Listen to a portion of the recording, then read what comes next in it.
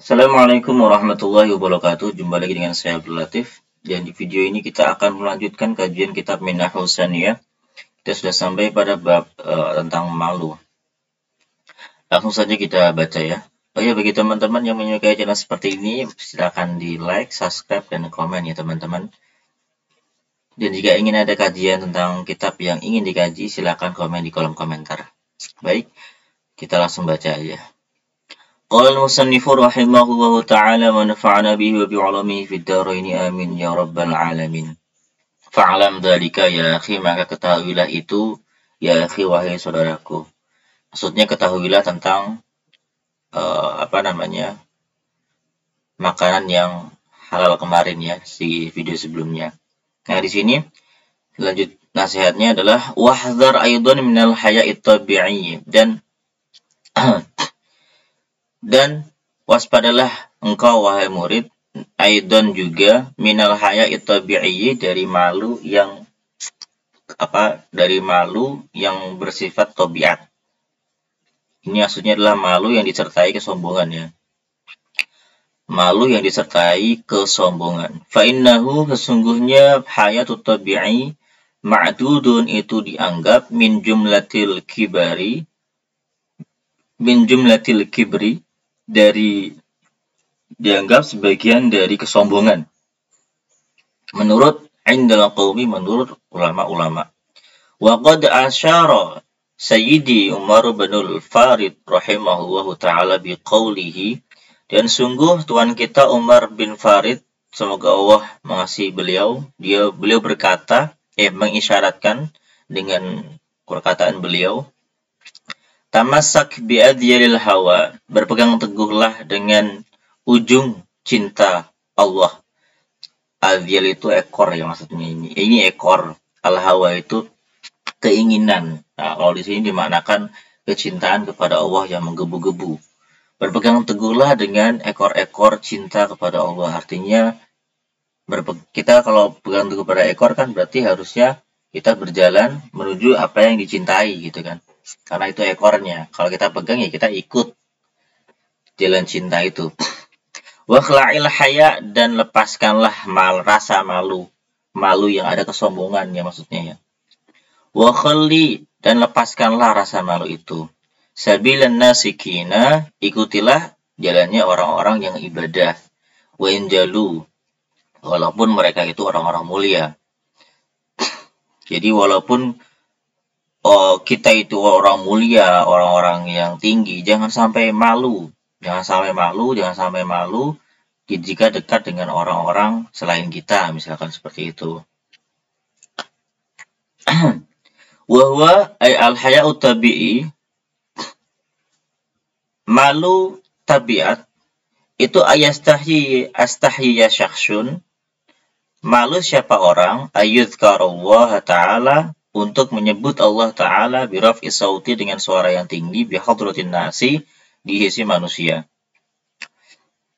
Huwa aksaru man yatruku dzalika, adapun orang yang paling banyak meninggalkan hal itu, bihadratin nasi, dengan hadirnya manusia atau di hadapan para manusia, itu ashabul anfusi, orang-orang yang memiliki pangkat. Kal qudoti, ini qudot ya dalam teks lainnya. Kal qudoti, seperti para hakim, wal mubasyirin, dan orang-orang yang berpangkat, wasyuyukhu, dan para guru-guru syekh, pembesar-pembesar, wa nahwihim, dan hal-hal yang seperti mereka, atau orang-orang yang berpangkat tinggi seperti mereka. Artinya gini, orang-orang yang sudah punya pangkat-pangkat ini itu mereka malu untuk berzikir bersama dengan orang-orang yang lemah pangkatnya, orang-orang yang masih rendah, orang-orang yang masih miskin. Jadi mereka malu berzikir bareng-bareng dengan orang-orang yang nggak punya, zikir dengan orang-orang yang ekonominya susah, pangkatnya rendah, nggak punya apa-apa. Mereka malu kalau berzikir bareng mereka di samping-samping mereka. Maksudnya seperti itu. Ini penyakit.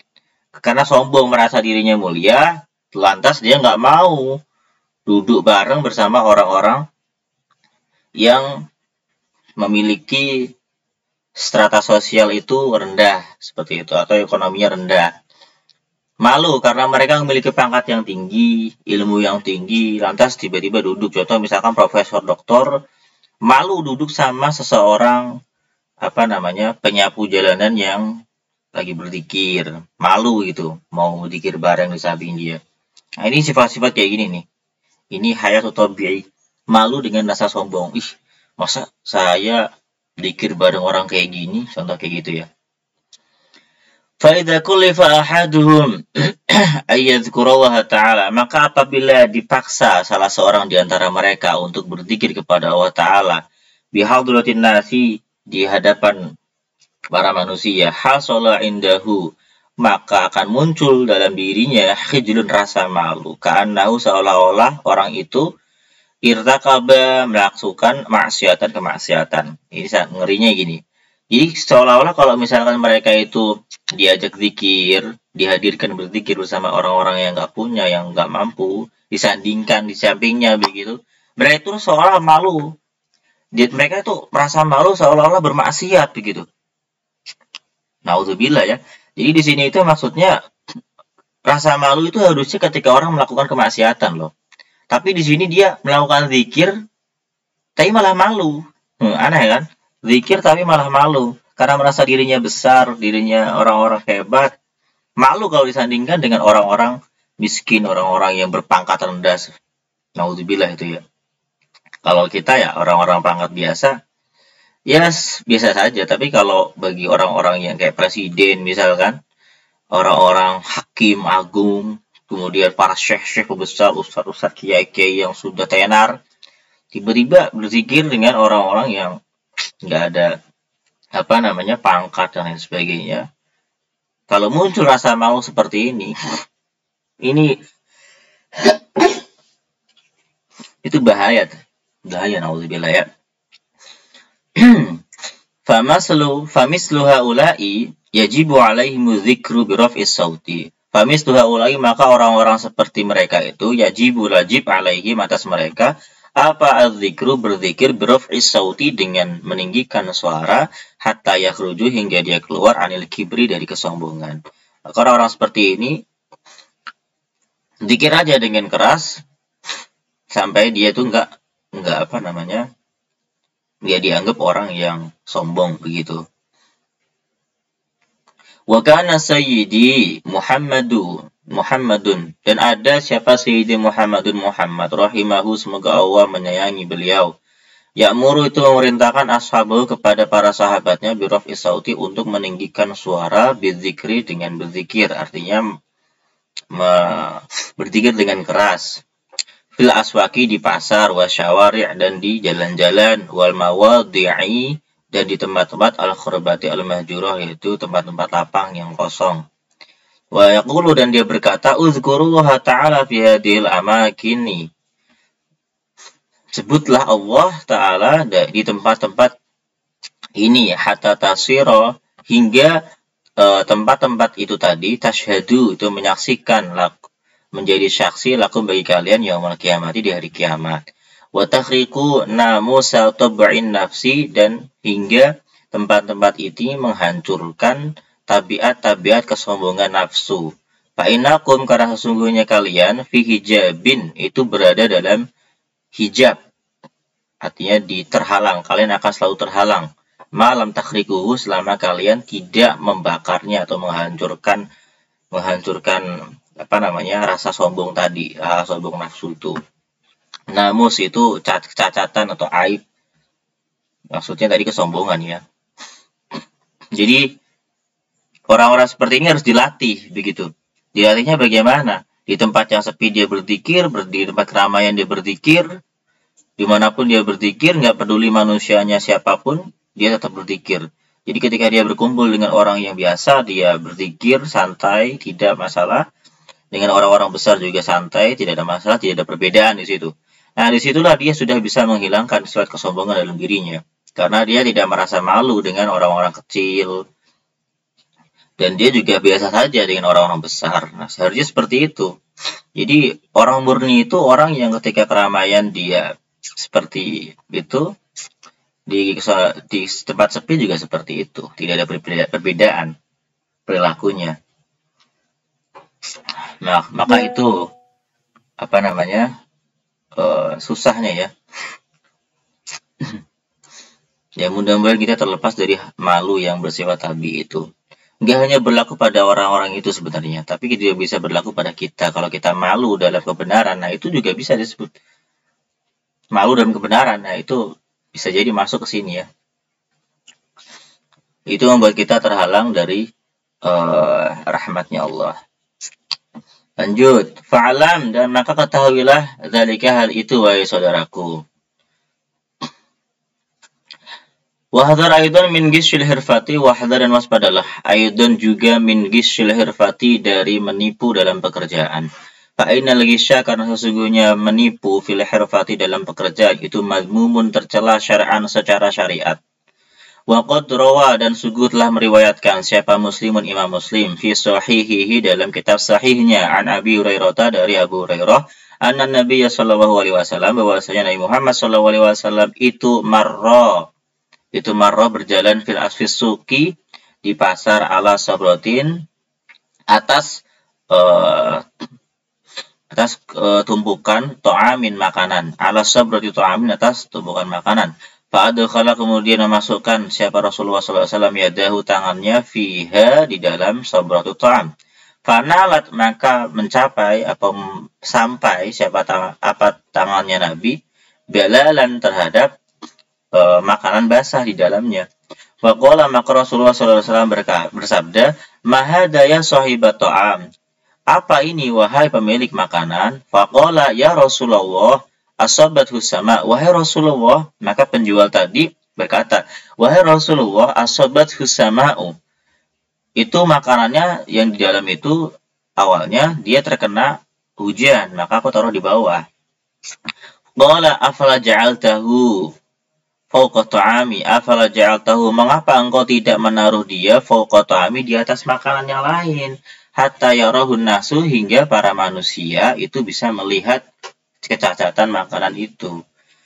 Jadi itu bukan makanan ya, terus yang jelek-jelek taruh di bawah.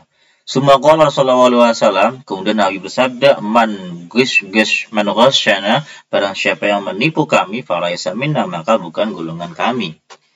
Intaha, selesai.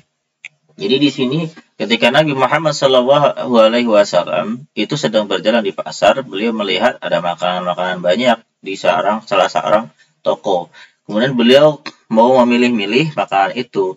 Pas sampai di bawah, beliau menemukan ada makanan yang di atasnya itu kering, di bawahnya itu basah. Jadi sudah nggak layak kalau basah kan. Kemudian Nabi bertanya, kenapa yang basah ini di bawah? Penjualnya bilang, karena itu terkena hujan wahai Nabi, jadi saya taruh di bawah. Nah, jangan gitu. Kenapa kok nggak naruh di atas aja? Ini sama aja menipu, begitu kan? Kepada siapa yang menipu kami, maka bukan golongan kami.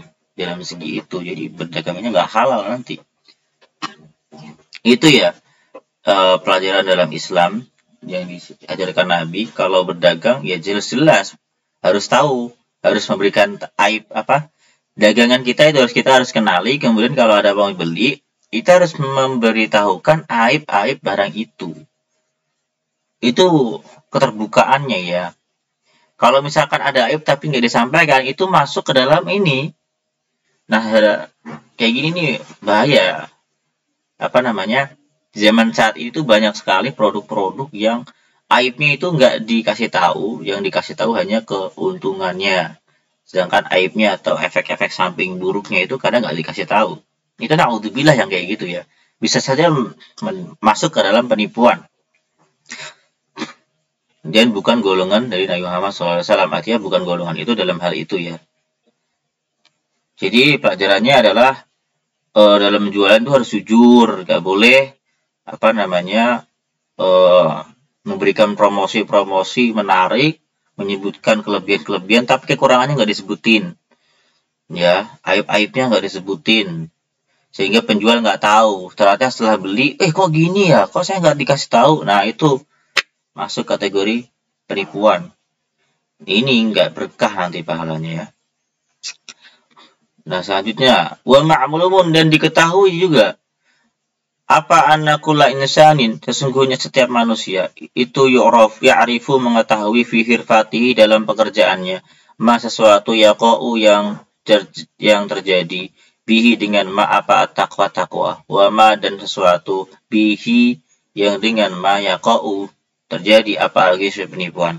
Maksudnya gini, setiap orang tuh pasti tahu dalam pekerjaannya itu apakah dia menipu atau enggak. Setiap orang pasti tahu apakah dia menipu atau enggak. Dan hendaknya juga orang harus tahu bagaimana cara dia bertakwa dengan pekerjaan dia. Kalau misal, dan dia juga tahu bagaimana cara menipu dalam pekerjaan dia. Begitu. Harusnya dia apa? Mengambil jalan bagaimana dia bertakwa dalam dagangannya dia. Jangan malah mengambil hal yang menipu begitu. Jadi usahakan usaha yang dia kerjakan itu dijadikan sebagai jalan untuk bertakwa, bukan untuk menipu begitu. Wa qad ja'alallahu, dan sungguh Allah telah menjadikan al-'abda aminan, pengaman, rasa aman, ala nafsihi atas dirinya, fi hirfatihi dalam pekerjaannya. Sungguh Allah itu pasti Allah itu sudah menjadikan pengaman dalam diri manusia itu dengan pekerjaannya itu. Artinya rezekinya itu ya melalui pekerjaannya itu. Tapi tidak menutup kemungkinan Allah bisa memberikan rezeki dari berbagai jalan manapun jika orang itu bertakwa. Nah, di sini Allah itu akan selalu memberikan keamanan kepada hamba dalam pekerjaannya. Di sini maksudnya seperti itu. Aminan, rasa aman lah, seperti itu ya.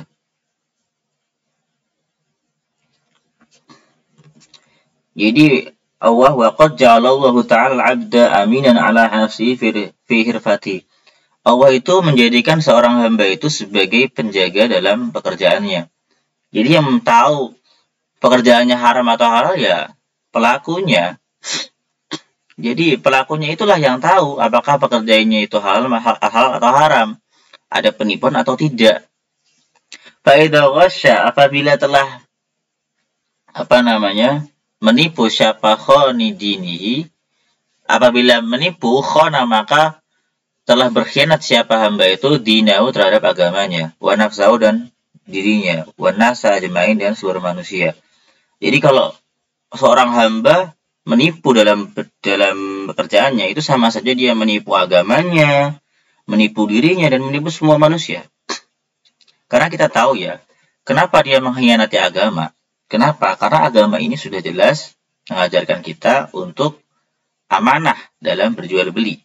Dan juga Allah sudah menjamin setiap manusia itu punya rezeki. Ketika manusia mau berusaha, mau bekerja, pasti Allah memberikan rezeki. Seperti itu. Nah, kalau dia malah berkhianat, itu sama aja mengkhianati Tuhannya. Tuhannya kan bakal ngasih rezeki. Harusnya orang ini taat dong, bertakwa, tapi malah berkhianat dengan apa? Dengan dia menipu, sama saja mengkhianati Allah, mengkhianati agama. Wa nafsahu, dan mengkhianati dirinya sendiri. Kenapa? Karena dirinya itu harusnya mendapatkan yang halal, jelas, malah dia khianati dengan apa? Memberikan yang haram pada dirinya. Wa nas, jelas ini juga menipu manusia. Karena orang yang beli itu akan merasa dirugikan, sehingga orang membawa efek buruk pada pembeli kan. Pembelinya rugi. Dia sudah percaya beli, sudah percaya dengan produk beli, harus sudah percaya dengan seorang pegawai, lalu pegawainya itu menipu bosnya, merusak kepercayaan bosnya, berarti kan. Jadi ya mengkhianati. Wah, panjang lah urusannya kalau menipu itu. Wa qad qalu, dan sungguh berkata para ulama, kullu man nasaha fi hirfatihi, setiap orang yang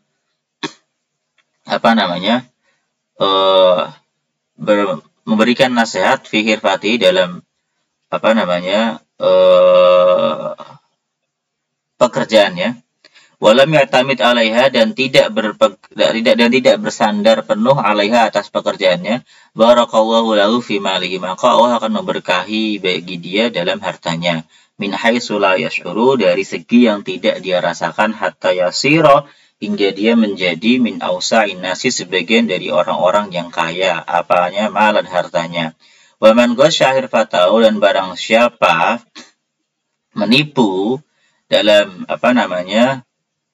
pekerjaannya, inka syafa maka akan terbuka apa haluhu keadaan dia, watabaddadat dan tercerai berai atau menghilang apa barakatuhu keberkahannya, wasoro dan dia menjadi an qaribin dalam waktu dekat. An qaribin dalam waktu dekat itu yudrabu bihi akan diuji bihi dengan diuji bi pada orang itu al-mislu fil khamuli, yaitu ujian seperti yang dia lakukan fil khamuli di masa mendatang. Jadi orang yang jadi ini maksudnya wasoro an qaribin dan akan menjadi an qaribin dari kerabat-kerabat yudrabu bihi diberikan hukuman bisbi karena sebab menipunya itu al-mislu hal yang setimpal fil khumuli dalam keterasingan. Liannahu ta'ala karena sungguhnya Allah Subhanahu wa taala ja'al faqra menjadikan kefakiran fil gisyi dalam penipuan wal barakata fit taqwa dan menjadikan ketakwaan itu berada dalam ketakwaan. Jadi maksudnya barang siapa yang dia itu jujur, ya, dari kuluman nasoha fi khirfati, setiap orang yang dia jujur dalam pekerjaannya dan dia tidak bersandar hanya pada pekerjaannya melainkan dia bersandar kepada Allah Subhanahu wa taala dalam rezekinya. Jadi dia itu berdagang mengharap rezekinya itu dari Allah bukan dari dagangannya itu, ya. Seperti itu maksudnya. Maka Allah akan memberkahi bagi dia dalam hartanya. Jadi bekerja, beramal itu berdagang dan lain sebagainya itu hanya sebagai sarana. Niatnya itu hanya untuk takwa kepada Allah dan dia menyandarkan rezekinya hanya kepada Allah. Itu yang benar, ya, bukan pada dagangan. Nah, orang yang seperti ini tadi itu orang yang akan Allah berikan keberkahan dalam hartanya hingga dia bisa menjadi orang yang kaya. Tapi kalau orang waman gosya hirfatahu, barang siapa yang dia menipu dalam pekerjaan dia, maka dia akan terbuka keadaannya pasti. Orang-orang pasti akan tahu. Karena merasa tertipu semua orang kan. Akhirnya apa? Pada menggunjing dia, ngomongin dia yang jelek-jelek gitu kan. Berkah dari hartanya juga pasti akan hilang. Dan ketika dia digunjing orang-orang, maka dia akan kesepian ini. Wasoroan qoribin yudru bil mislu fil khumul.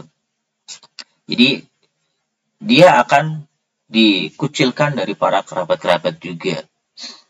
Orang-orang dekat dia, karena dia sudah terkenal orang-orang penipu, sudah terkenal sebagai penipu. Orang-orang gak ada yang suka sama dia, karena Allah menjadikan kefakiran itu berada dalam penipuan. Orang-orang menipu pasti miskin. Miskin apa? Miskin ketenangan. Walaupun kaya, duitnya banyak karena menipu, tapi ketenangan hatinya gak ada. Itulah miskinan, gak ada keberkahan. Tapi kalau berkah, dan Allah juga menjadikan keberkahan dalam ketakwaan. Jadi kalau dia dagangnya jujur, pekerjaannya jujur, maka akan diberikan berkah oleh Allah Subhanahu wa taala karena dia bertakwa. Nah, ini bisa dirasakan dalam hati, yaitu ketenangan karena sudah bertakwa. Waqad hassa dan sungguh telah memotivasi siapa al-masyayikhu para syekh salafan, orang-orang salaf, wa khalafan dan orang-orang yang telah salaf. Jadi ulama-ulama salaf dan khalaf telah memberikan motivasi ala amalil hirfati untuk mengerjakan pekerjaan menghasilkan duit. Hirfah itu pekerjaan yang menghasilkan uang. Jadi para ulama, para masyayikh menganjurkan kepada para muridnya agar bekerja. Tabi'an lil Qur'anil Azim, karena mengikuti Al-Qur'anul Azim wa sunnah syarifah dan sunnah syarifah. Nabi juga berdagang. Di Al-Qur'an juga diperintahkan kita bekerja untuk mencari keutamaan-keutamaan Allah. Wa asyhadahum fi dzalika as-sadatu syadiliyah. Wa asyhadahum dan memperlihatkan kepada mereka fi dzalika dalam amal hirfah, dalam bekerja, siapa as-sadatu syadiliyah, para petinggi thariqah syadiliyah. Wa fakana Syekh Abdul Hasan Asyadili ada siapa Syekh Abdul Hasan Asyadili, beliau rahimahullah, semoga menyayangi siapa Allah kepada beliau, ya. Yaqulu, Abdul Hasan Asyadili berkata, manik tasaba, barang siapa yang berusaha bekerja, wa qama, dan menegakkan bi faraidi rabbih, menegakkan kewajiban-kewajiban kepada Tuhannya, alaihi, dalam pekerjaannya itu, faqad kamulat mujahadatuhu, maka sungguh sempurna mujahadah dia. Jadi kalau orang sudah bekerja, kemudian dia bersungguh-sungguh menegakkan hak, menegakkan kewajiban dia kepada Tuhannya, maka itu sudah paling sempurna, sudah sempurna mujahadah dia dalam memerangi nafsu, dalam memerangi syaitan. Pokoknya mulialah orang seperti itu karena sudah mujahadah. Wa kana Syekhu Abul Abbas Al-Mursi rahimahullahu taala, Syekh Abul Abbas Al-Mursi rahimahullahu taala yaqulu, beliau berkata, alaikum bisababi, bekerjalah kalian, atau alaikum ambillah bisababi, pekerjaan-pekerjaan untuk mencari uang, ya. Waliyaj'ala ahadukum, dan hendaknya menjadikan siapa ahadukum, salah seorang di antara kalian, makkukahu, takaran-takarannya, terhadap takaran-takarannya, sabahatau, sebagai tasbih. Jadi dalam menakar tuh dianggap tasbih, misalkan itu dianggap tasbih, kemudian nakar beras dianggap tasbih. Ini nakar beras sambil baca tasbih. Wa qudumahu, dan jalannya dia, dan jadi hendaknya menjadikan jalannya dia sabahatau, sebagai tasbih. Jadi satu langkah tasbih, satu langkah tasbih, satu langkah tasbih dalam bekerja. Wal khiyatata tasabahatahu, dan menjadikan setiap jahitan itu menjadi tasbihnya. Wah, luar biasa ya, setiap menjahit jadiin tasbih. Ini orang yang bekerja, ya. Wasafara sabahatahu, dan setiap perjalanan menjadi tasbih bagi dia. Jadi artinya dalam bekerja itu usahakan setiap pekerjaan-pekerjaan itu ditasbihi. Bahkan ada seorang salaf itu yang dia menjual barang-barang, dia cuma diem di toko sambil berzikir tasbih sampai ribuan, bahkan puluhan ribu dia bertasbih kepada Allah, dia baca hamdalah kepada Allah, dia di tokonya aja. Tapi sekarang ini kita lihat di toko-toko orang bukannya lah bertasbih, malah nonton sosmed, ya kan, lagi sepi nunggu penunggu malah nonton sosmed. Padahal harusnya kalau lagi sepi, lagi nggak ada orang, itu membaca tasbih, berzikir kepada Allah Subhanahu wa taala. Itu manfaat luar biasa. Dia sudah dapat pahala bekerja, dia dapat pahala tasbih juga, zikir juga. Wah, itu makom tinggi sekali. Luar biasa. Wa qad ajma'al ulama, dan sungguh telah sepakat para ulama, ala anal kasba wajibun, bahwasanya bekerja itu wajib, wujuban muakkadan, dengan kewajiban yang dikuatkan, mulhaqan birutbatil imani, dia masuk ke dalam kategori tingkatan iman. Jadi orang yang bekerja dan dia menegakkan kewajiban kepada Allah, itu imannya tinggi sekali, dia sudah masuk ke tingkatan iman yang tinggi. Wa ma'lumun anna man la kasba lahu, dan sudah diketahui annaman, bahwasanya orang la kasba, yang tidak ada usaha lahu bagi dia, fahuwa, maka dia itu kalmar'ati, seperti perempuan, la hadza lahu, tidak ada jatah bagi dia, fil firrajuliyah, dalam kelelakian. Jadi kalau orang nggak punya kerjaan, nggak bekerja, itu seperti perempuan, dia tidak ada kelelakiannya, dia nggak ada jatah bagi dia dalam kelelakian. Artinya apa? Ya, dia nggak ada kelelakiannya kalau nggak kerja. Jadi laki-laki harus kerja. Wa kana sahibul wasiyati, dan ada siapa sahibul wasiyah rahimahullah ta'ala, yaqulu fi hukmil faqiri, dalam hukum tentang kefakiran, alladzi lahir fatalahu, yang tidak ada kerjaan bagi dia, artinya dia nggak punya kerjaan. Hukmul bumatis sakinati fil kharabi laisa fiha naf'un li ahadin. Orang fakir yang tidak ada pekerjaan itu seperti hukumnya seperti seorang burung hantu, seekor burung hantu, as-sakinah, yang mendiami, fil kharabi, di rongsokan, laisa fiha, tidak ada pada dirinya naf'un, manfaat, li ahadin, untuk seorang pun. Jadi perumpamaannya itu seperti sesuatu yang ada di rongsokan yang nggak ada manfaat bagi siapapun. Itu orang fakir yang nggak ada pekerjaan. Jadi orang fakir juga harus kerja ya, jangan cuma diem ya. Walamma dhahara Rasulullah sallallahu alaihi wasallam birisalati, dan ketika Rasulullah SAW telah terang-terangan birisalati dengan kerasulan beliau, lam ya'mur, beliau itu tidak memerintahkan ahadan, seseorang pun min ashabihi dari sahabat-sahabat beliau, bitarkil hirfati, untuk meninggalkan pekerjaan allati biyadihi yang ada di tangannya. Bal aqarrahum ala hirafihim, bahkan Rasulullah SAW mengakui mereka atas pekerjaan mereka, wa amarahum, dan memerintahkan mereka binus fiha, dengan kejujuran dalam bekerja. Jadi Rasulullah ketika diutus dulu ya tidak pernah menyuruh seorang sahabat pun untuk berhenti dalam bekerja. Di sini kata beliau ya. Bahkan Rasulullah mengakui mereka sebagai orang-orang yang beriman dengan tingkatan yang tinggi dalam pekerjaan mereka. Dan Rasulullah juga memerintahkan kepada para sahabat untuk jujur dalam bekerja. Kalau sudah mempraktekkan ini ya Masya Allah ya. Masya Allah, ini orang-orang soleh benar ya. Jadi jujur dalam bekerja pun bisa jadi wali, bisa jadi orang yang tinggi prakteknya. Kasal dia benar-benar mengetahui ilmunya. Maka apapun itu ilmu, butuh ilmu ya.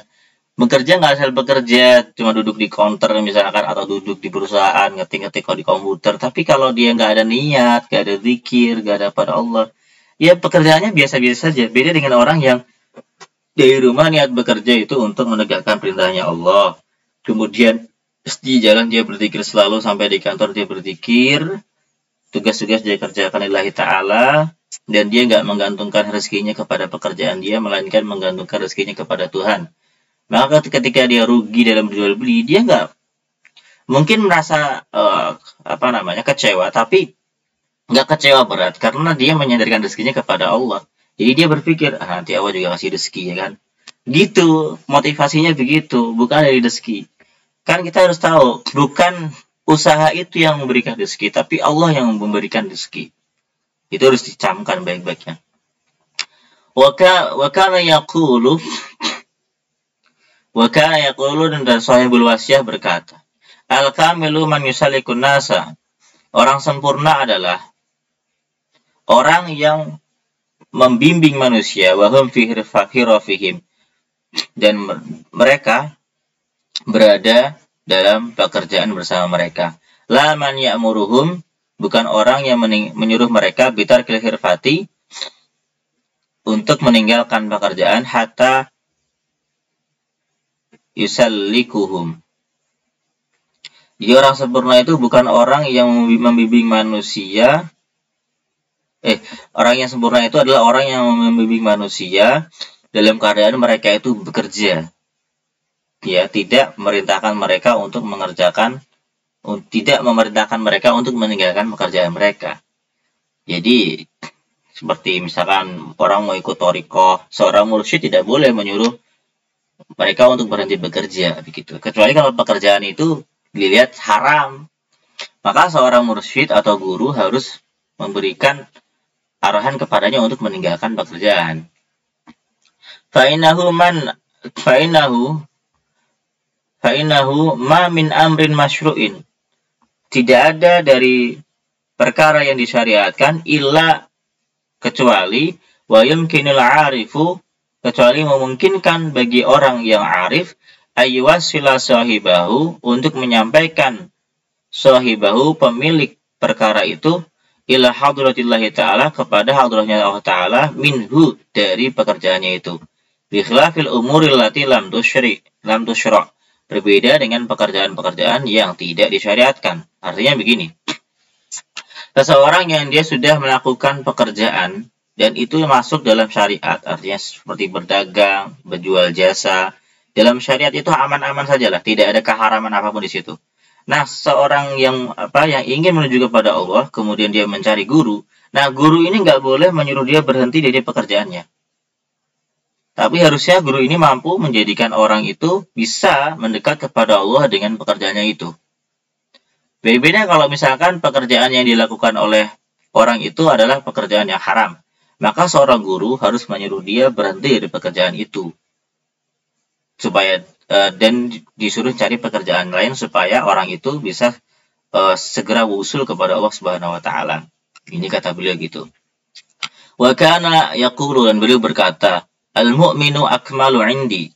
Adapun orang yang beriman itu akmalu, lebih sempurna, indi bagiku, minal mujadzibi, daripada orang-orang majdzub atau orang gila. Orang-orang gila yang merasa suci. Min masyayikhiz zawaya, dari guru-guru yang memiliki keistimewaan. Alladzina ya'kuluna bidinihim, yang mereka itu makan dengan agamanya. Walaisa biyadihim, dan tidak ada pada tangan mereka hirfatun, pekerjaan dunyawiyatun, duniawi. Ta'ifuhum, yang menjaga mereka, an shadaqatin nas, dari sedekah-sedekah manusia, wa usakhihim, dan kotoran-kotoran manusia. Maksudnya begini, orang mukmin itu lebih sempurna menurutku daripada orang-orang guru, syekh, yang dia itu makan dengan agamanya. Jadi dia menggunakan agama sebagai pundi-pundi menghasilkan uang. Na'udzubillah. Dia membimbing manusia, umat manusia, dan dia juga menarik uang dari umat manusia yang dia bimbing. Dan dia nggak bekerja sama sekali. Kerjaannya ngasih nasihat. Setiap akhir bulan nunggu sedekah dari para yang dibimbing itu. Itu na'udzubillah, itu jelek sekali itu. Ya itu beneran, itu jelek, sumpah. Ya semoga nggak seperti itu ya.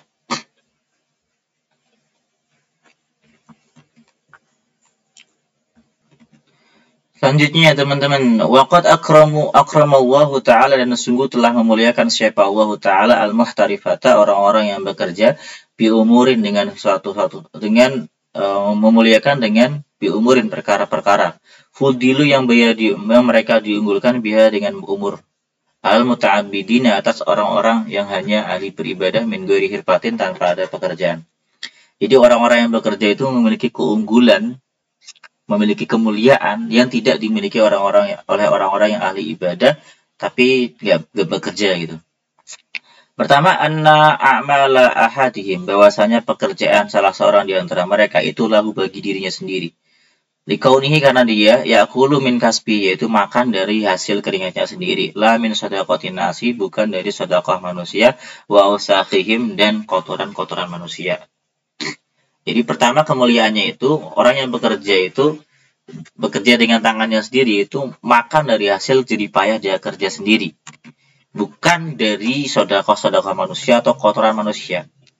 Kotoran manusia contoh ya zakatnya, kayak infaknya, sedekah manusia itu kan ibarat kotoran ya, ibarat kotoran harta mereka. Jadi hartanya manusia, dia dapat harta banyak karena ada kewajiban syarak untuk dia bersedekah, maka dia harus bersedekah. Nah, sedekah itu ibarat ausah kotoran. Nah, ini dikasih orang-orang yang ini muta'abbidin, dikasihkan ke orang-orang yang ahli ibadah biasanya. Nah, ahli ibadah ini sama aja Pak, makan kotoran dari hartanya orang-orang yang bekerja itu. Na'udzubillah ya. Aduh ya Allah. Asani, yang kedua, adamu da'wahul ilma. Mereka tidak mengklaim ilmu, wa takabburahu, dan tidak mengklaim, dan tidak sambang, dan tidak sombong, al-jahilin, atas orang-orang yang bodoh. Fayashhadu, maka mereka menyaksikan haqarata nafsihi, kehinaan dirinya, wa ta'zima ghairihi, dan mengagungkan orang selain dia. Orang kalau bekerja juga, dia tidak akan mendakwakan ilmu, dan dia juga tidak akan menjadi sombong atas orang-orang yang bodoh. Beda kalau misalkan dia ahli ibadah, ahli ceramah, dan sebagainya, itu bisa ada dalam dirinya rasa kesombongan atas orang-orang yang bodoh. Ini tuh naudzubillah sekali ya. Jadi bahaya itu lebih banyak pada orang-orang alim sebenarnya. Maka karena ini dia tidak akan memandang dirinya orang mulia. Dia akan memandang dirinya sebagai orang yang biasa-biasa saja begitu. Kalau orang yang bekerja ini ya. Iya. Tapi kadang juga kalau orang bekerja jadi bos misalkan ya, itu bisa merendahkan orang lain juga ya. Bisa jadi seperti itu juga. Intinya nggak boleh merendahkan. Tapi orang yang bekerja, orang yang kayak di pinggir-pinggir jalan kita lihat itu, mereka itu orang-orang yang menganggap orang lain mulia biasanya ya. Tidak merendahkan orang lain. Beda kalau orang-orang bekerja di korporat punya jabatan tinggi, biasanya dia bisa merendahkan bawahannya. Itu na'udzubillah juga itu. Intinya jangan sampai merendahkan orang lain. Asal isu yang ketiga. Assalamatuhu min syabahil aqliyati. Dia selamat dari kerancuan-kerancuan berpikir fillahi tentang Allah wa fi rusulihi dan tentang rasulnya wa akami dan hukum-hukumnya Allah. Artinya karena dia nggak memikirkan betul dengan mendalam tentang urusan Allah, yang dia tahu hanya saya beriman dengan Allah titik.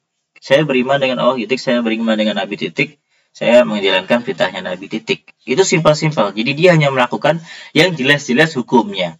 Beda dengan ahlul ilmi. Kalau ahlul ilmi kan membahas hal-hal yang nggak jelas gitu. Kayak misalkan wujudnya Allah kayak apa, sifatnya Allah bagaimana, dibahas secara detail. Sampai muncul ikhtilaf-ikhtilaf nggak jelas itu ya. Aduh, naudzubillah itu. Ya kalau orang dagang nggak mikirin itu. Dia mikirnya cuma saya ibadah kepada Allah titik. Saya beriman kepada Allah titik. Udah itu selamat, itu orang selamat. Beda dengan orang-orang yang terlalu berpikir mendalam sehingga muncul perdebatan, sehingga saling bermusuhan karena ideologi berbeda. Itu alhamdulillah. Lebih bagus orang ini lebih dimuliakan sama Allah. Orang yang dia fokus berdagang, kemudian dia beriman kepada Allah, lillahi ta'ala. Enggak terlalu memikirkan bagaimana itu wujudnya Allah, bagaimana sifatnya ini itu. Enggak. Dia hanya beriman jelas ya, seperti ada di Al-Quran. Nah itu ya. Ar-Rabi, orang keempat, idza waqa'a fi ma'siyatin, apabila orang itu orang yang bekerja itu jatuh fi ma'siyatin dalam kemaksiatan, yasiru maka dia akan menjadi sadar. Itu yasyadu tersadar qabhaha terhadap keburukan maksiatnya itu. La yara, tidak melihat annahu bahwasanya dia fa'ala mengerjakan syai'an sesuatu yakfuruhu yang menutupi kemaksiat itu, warogalika dan lain-lain. Maksudnya begini, apabila seorang yang bekerja itu jatuh dalam kemaksiatan, ya, dia pasti akan segera tersadar keburukan dia. Langsung sadar ini nggak benar nih, haram ini, jelas ini. Dan mereka itu nggak cukup dengan hanya istighfar cara menebusnya. Menebusnya dengan apa? Dengan memberikan haknya kepada orang yang berhak. Contoh, harganya 20.000, dia jual 25.000, ya kan? Wah, kelebihan nih. Uang dia kelebihan. Dia tinggal balikin 5.000, selesai, kelar masalah, beres. Beda halnya dengan orang yang ahli ibadah tanpa kerja ya. Dia ibadah, nyari ilmu. Tapi dia kadang nggak sadar kemaksiatan dia, nggak sadar. Kemaksiatan dia itu nggak sadar. Kalau orang ini jelas kemaksiatannya menipu. Ya, langsung bisa dia tutupi dengan dengan memberikan hak kelebihannya itu. Lanjut, wakana, nah ini 4 aja ya keutamaannya ya. Sebenarnya banyak banget misal kalau kita berpikir lagi. Wakana, dan ada siapa sayyidi tuanku Ali al-Khawasu, rupanya Ali al-Khawas, yaqulu, beliau berkata, indi, menurutku, ana ladzi ya'kulu min kasbi, bahwasanya orang-orang yang memakan dari hasil jerih payah dia, makan dari kerjaannya dia, walau makruhan, walaupun makruh, itu kalau hijami walaupun wani, itu seperti membekam. Walaupun wani, saya ini kurang paham ya. Intinya pekerjaan yang makruh ya.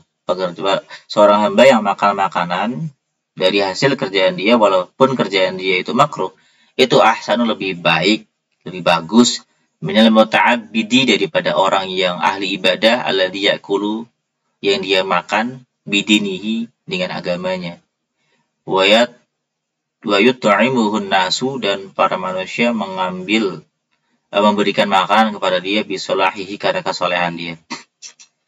Jadi orang yang makan dari hasil usahanya, walaupun usahanya makruh, kata Ali al-Khawas, itu lebih baik daripada orang yang ahli ibadah, ahli ceramah, dan lain sebagainya.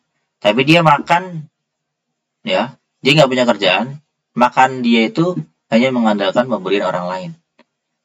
Ya, dia mengandalkan kesolehannya.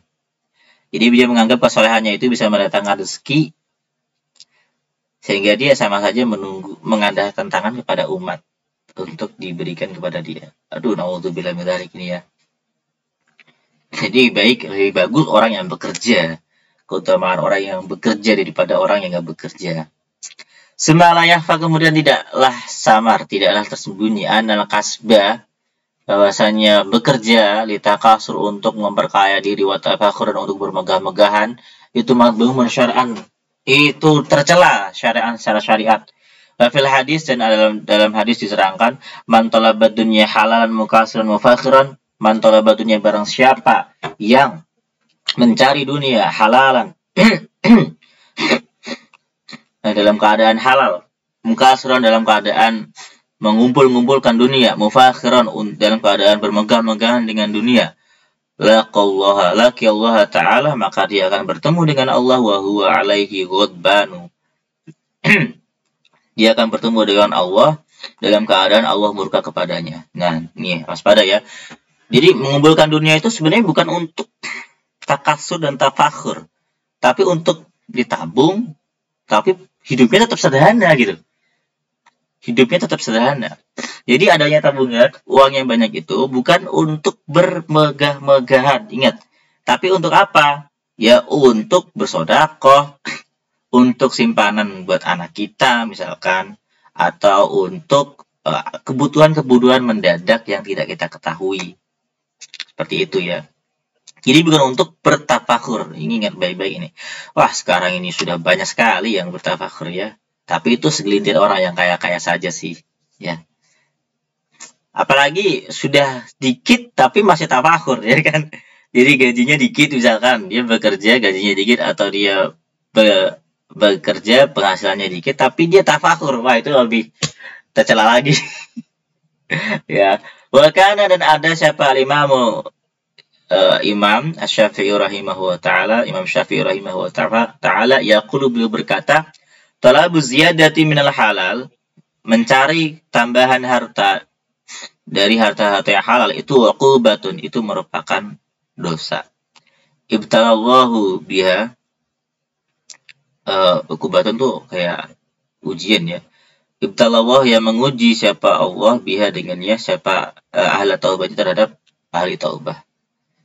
Jadi ujian itu jadi sudah cukup misalkan, tapi ingin terlalu lebih dari harta. Ini kalau Imam Syafi'i ya. Artinya kalau Imam Syafi'i, menurut Imam Syafi'i itu sudah cukup saja lah, nggak usah terlalu banyak harta begitu.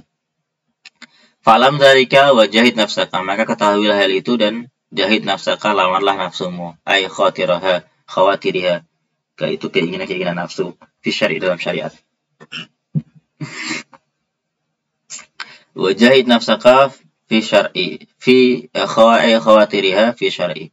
Maksudnya Imam Syafi'i itu mencari kelebihan harta yang halal itu merupakan uqubah. Uqubah itu bisa menjadi dosa. Ya, bisa menjadi dosa. Kalau misalkan ya, karena apa? Karena kekayaan itu akan bisa mempengaruhi orang muncul sifat aslinya. Sifat aslinya apa? Ya nafsu. Sifat asli nafsu dalam dirinya bisa keluar, bisa dilampiaskan dengan bermegah-megah dan sebagainya. Maka kalau sudah dia kaya, jahid nafsaka, harus betul-betul mengekang diri untuk tidak bermegah-megahan, berusaha untuk tetap sederhana, ya, demi menjaga syariat. Itu. Tapi kalau harus bermegah-megahan, terkadang ada situasi di mana kondisi orang kaya harus menambahkan kekayaan. Contoh ketika orang alim, orang kaya bertemu orang kafir, orang non-muslim yang kaya. Jadi dia harus menampakkan kemegahan. Kenapa? Supaya Islam tidak direndahkan. Itu bagus. Tapi kalau kepada sesama muslim sederhana saja. Seperti itu ya. Qala al-Imam Sahal, berkata Imam Sahal radhiyallahu rahimahullah ta'ala, semoga Allah merahmati beliau, aswa'ul ma'asi, paling buruknya maksiat, hadisun nafsi. Paling buruknya maksiat adalah hadisun nafsi, yaitu omongan nafsu. Wala'ala ghaliban nafsi, dan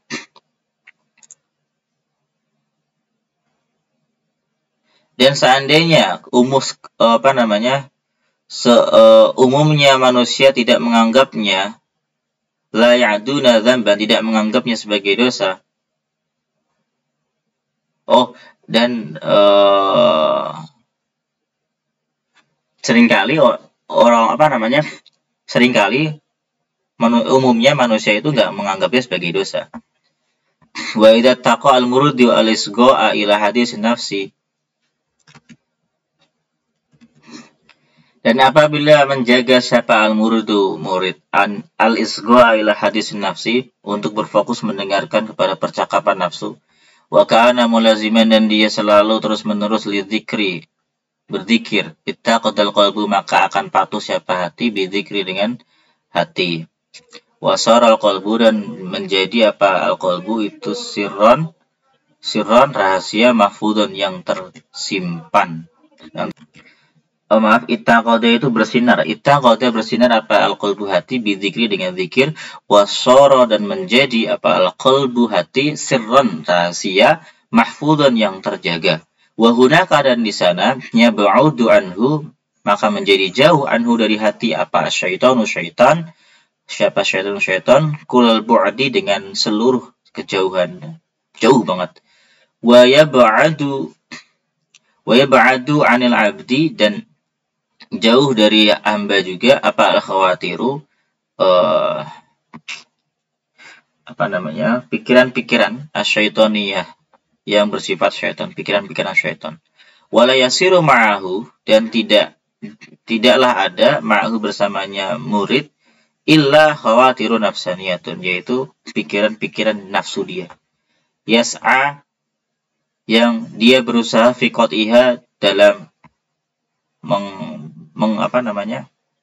memberantas nafsu, pikiran-pikiran nafsu itu bimizanil ilmi dengan timbangan ilmu.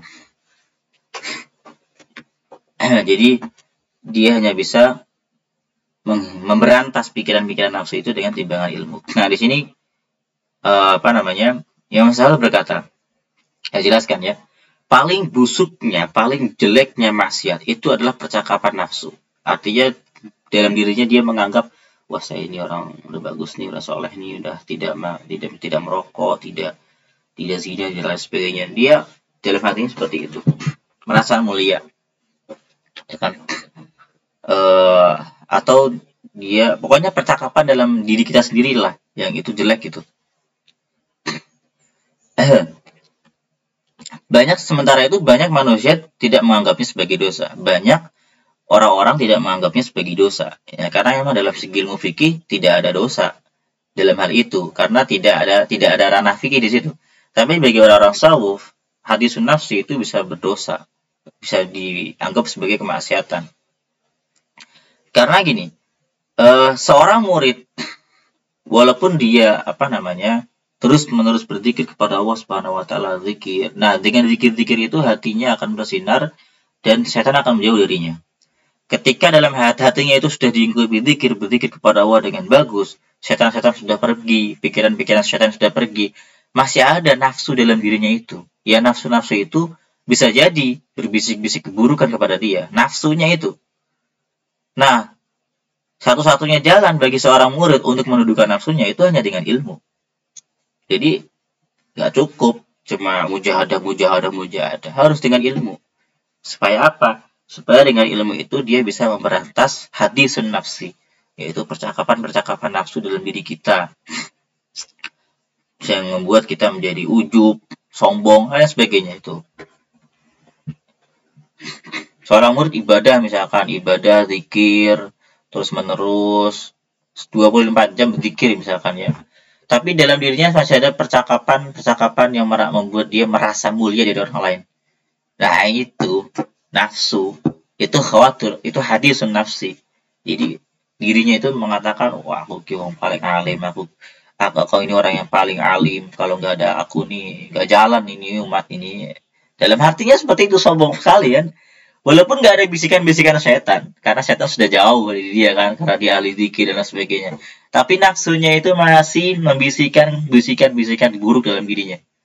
Nah, dalam melawan nafsu itu dibutuhkan ilmu, satu-satunya cara. Dan sekian kajian kali ini, tentunya banyak kekurangan sekali, banyak banget kekurangan dalam kajian ini. Karena keterbatasan ilmu saya masih terbatas.